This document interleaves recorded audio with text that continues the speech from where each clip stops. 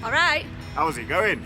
I'm Sarah and he's James and we're the Whole World or Nothing. We are in Puno, which is the gateway to the Peruvian side of Lake Titicaca, where they have floating islands made out of reeds, which people actually live on.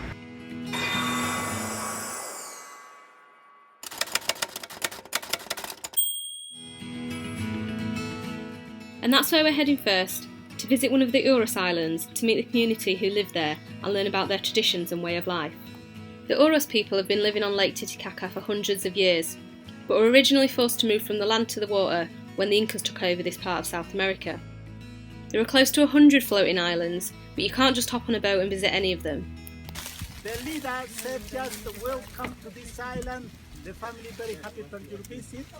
Each of the islands is completely self-sufficient, and each chooses whether or not they want to supplement their income with tourist visits and selling handmade souvenirs.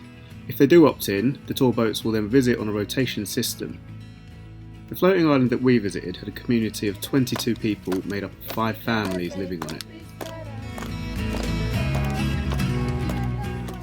Native to Lake Titicaca, the totora reeds are not only used to construct the Uros Islands, but also to make boats, homes and furniture too.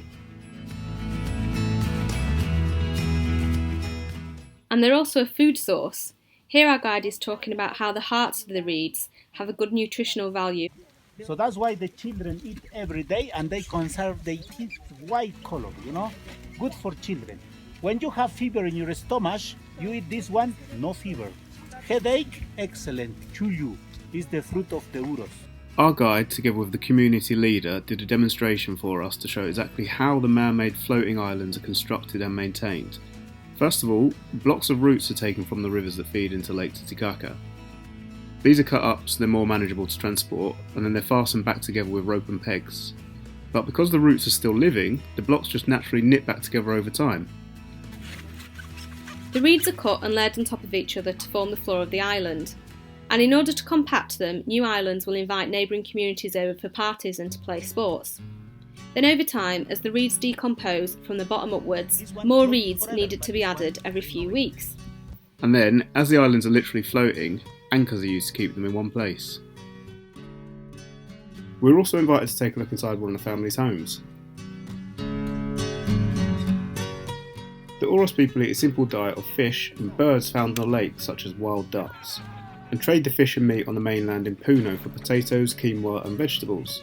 Despite being firmly anchored, the floating islands do move sometimes. For example, if 2 communities are joined together by marriage, then they may decide to join their islands together as well, in which case the anchors will be removed and the boats will pull the island to its new position. Likewise, our guide also told us that there have been instances where a community has become divided. When this happens, they literally split the island in 2 in order to form a separate community. And our guide explained to us that although the Uros communities do live traditional lifestyles, they're not against modern amenities, and that in fact most have solar panels, motorboats, radios, televisions and mobile phones.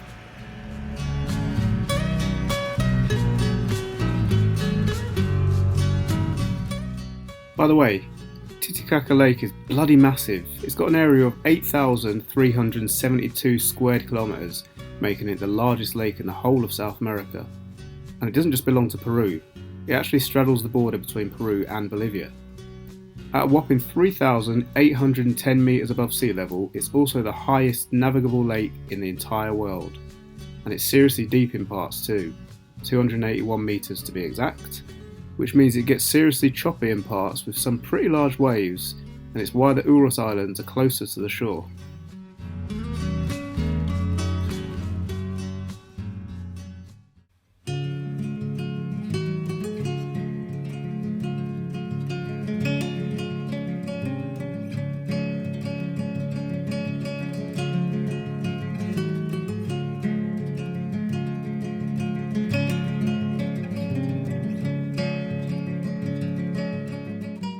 Now we're on the island of Taquile, which is completely different to the floating islands. It's a lot bigger. There's maybe almost 2,500 people, I think, on this island. Something like that. Our guide told us that there are 6 communities living here, and they've got their own rules.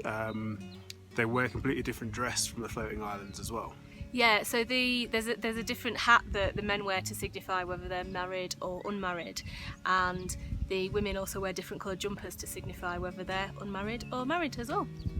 So white and red hats are worn by single men, whereas a red decorated one like this one means that this man is married.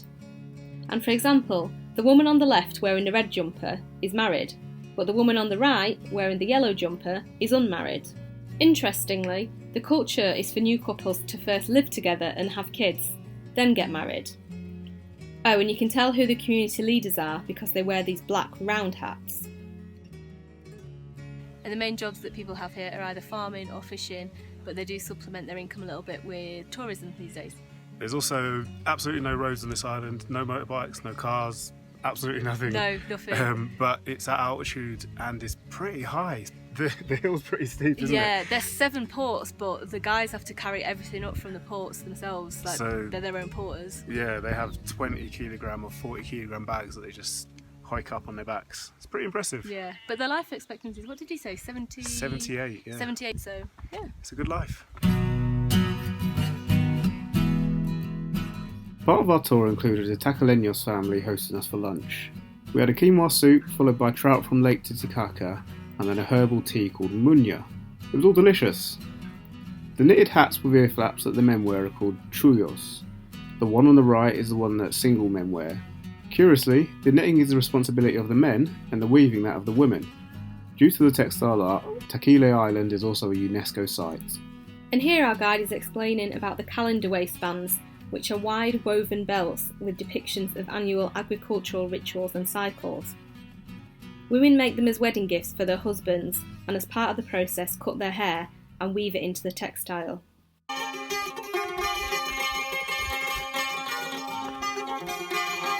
Isolated from the mainland until the 1950s, the sense of community here is strong, and with the exception of electricity and some technology, the island has remained unchanged. And that's just the way the communities here like it, we were told. A simple way of life where family and joint decision making are the most important things.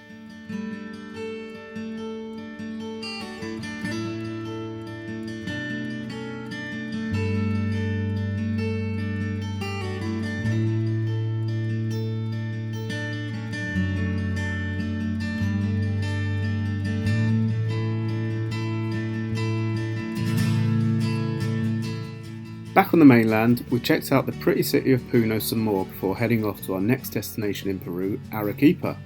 We'll see you there next time.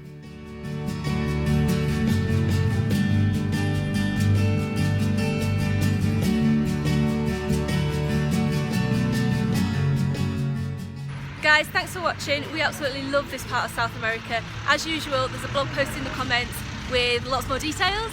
And don't forget to like and subscribe, drop us a comment down below, and hit that bell button as well so you get notified every time that we post a new video. See ya! Bye!